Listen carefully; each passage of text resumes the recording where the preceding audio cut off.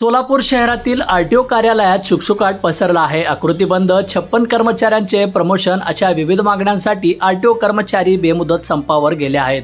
सोलापूर आणि अकलूज आरटीओ कार्यालयातील कामकाज ठप्प झाले आहे.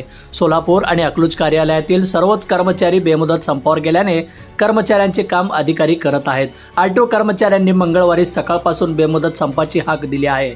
कर्मचारी संघटनेच्या वतीने सोलापूर प्रादेशिक परिवहन कार्यालयासमोर जोरदार घोषणाबाजी करण्यात आली. उपप्रादेशिक परिवहन अधिकारी विजय पाटील यांनी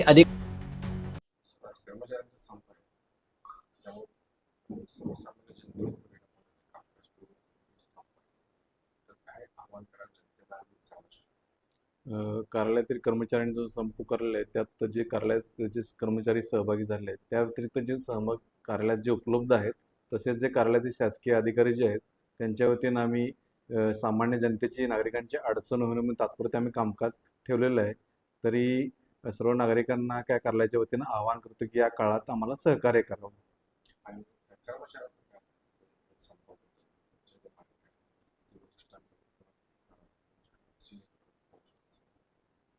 ज्या कर्मचाऱ्यांच्या ज्या मागण्या आहेत त्यांचं जे निवेदन आहे आम्ही ते कार्यालयामार्फत आम्ही वरिष्ठ कार्यालयात आपण पोहोचवलेलं आहे.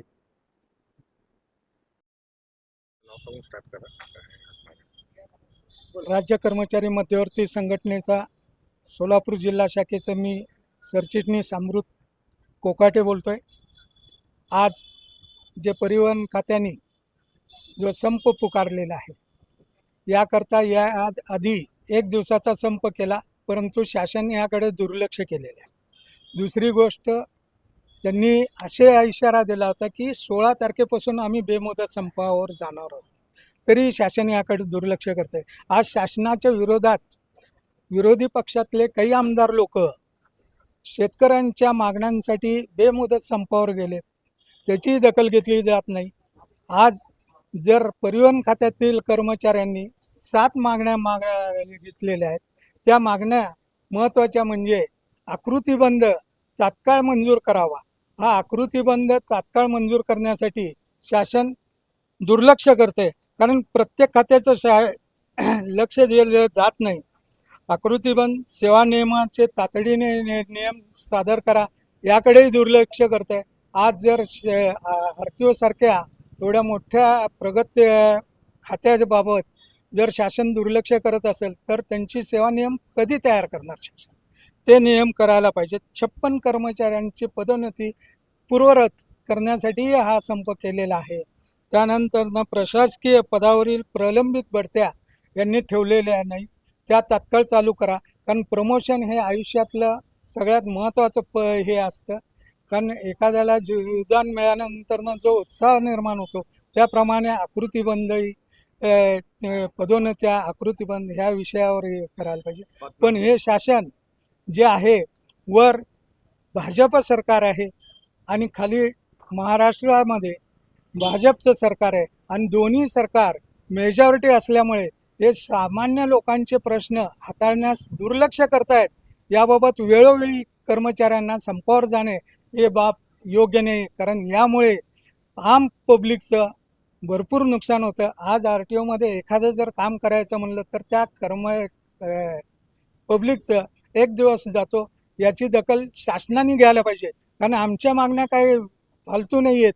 ह्या जे आहेत त्या आमच्या योग्यतेच्या आहेत, त्यामुळं ह्या मागण्या मान्य कराव्यात एवढीच मी अपेक्षा करतो आणि माझे 2 शब्द संपवतो. जय हिंद, जय महाराष्ट्र, जय संघटना राज्य कर्मचारी माझं नाव महबूब जमादार, आरटीओ संघटनेचे जिल्हाध्यक्ष. आम्ही आधी शासनाला 2 तासाच्या संप केले आम्ही, मग नंतरच 1 दिवसाचे संप पुकारले. मग शासनाने दुर्लक्ष केले आणि आमचे आत्ता कोकाटे साहेब सांगितल्याप्रमाणे कुठे बी बहुमताचे सरकार असेल तर कोणतेही कामाला दुर्लक्ष करतात. कर्मचाऱ्याचे असो किंवा शेतकऱ्याचे असो, कामगाराचे असो, हे बहुमताचे सरकार कायम हे कर्मचाऱ्याचं किंवा शेतकऱ्यांचं मागण्याकडे दुर्लक्ष करतात. तसं व्हायला नाही पाहिजे, कारण हे पूर्ण जनतेचे आरटीओ म्हणलं तर पूर्ण जनतेचे काम असतात.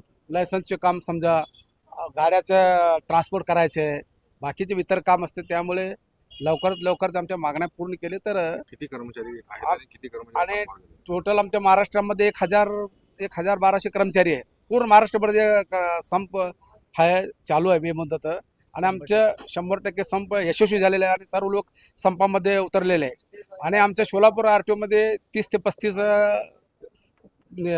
कर्मचारी आहे, अधिकाऱ्याचे वेगळे. आणि अकलूजच्या ते बी आमच्या सोलापूरच्या अंडरमध्ये येते. अकलूजमध्ये बी 20-25 आहे, ते बी 100% संपामध्ये आहे. तुमच्या माध्यमातून आम्ही शासनाला कळवायचं आहे की लवकरात लवकर आमच्या मागण्या पूर्ण करा, जेणेकरून जनतेच्या सेवा करण्यासाठी आम्हाला परत संधी मिळावी. पूर्ण ठप्प आहे. तुम्ही ऑफिसमध्ये जाऊन बघितलं चालेल, एकदम ठप्प ऑफिस काम. त्यामुळे लवकरात लवकर आमच्या मागण्या पूर्ण करा, एवढंच. बेमुदत आहे, नाही केलं तर सम चालू राहणार आहे. कारण हे गेंड्याचं कातड्याचं सरकार आहे. लवकर मागण्या पूर्ण करत नाही आम्हाला सम. त्यामुळे आम्हाला जाणून बुजून आम्हाला नाईलाजाने आम्हाला हे सम पुढे. बंधुप्रेम न्यूज चॅनलला लाईक, सबस्क्राईब व बेल आयकॉन दाबायला विसरू नका. धन्यवाद.